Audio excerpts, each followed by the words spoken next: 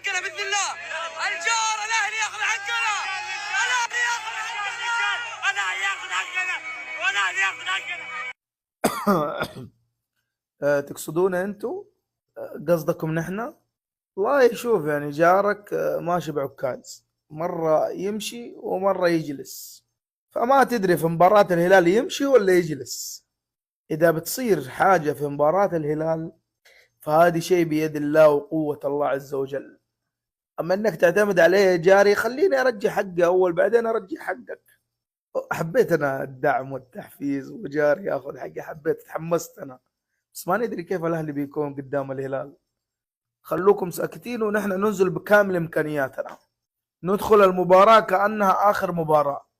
فزنا الحمد لله، نعمة.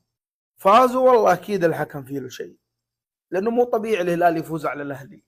أهم شيء يا شباب الأيام الجاية كتفوا الدعاء، جمهور الأهلي من هنا وجمهور الاتحاد من هنا وجمهور النصر كمان معانا. أدعو إنه الله يجيب الهلال بدون الحكم. إذا الهلال جاء بدون الحكم أنا أضمن لك الفوز، لكن إذا جاء الهلال مع الحكم والله لو إنهم اللاعبين يتدربوا كراتيه ما يفوزوا على الهلال. ما لنا إلا الدعاء يا شباب، ندعي والباقي على الله. كتفوا الدعاء بالأيام الجاية.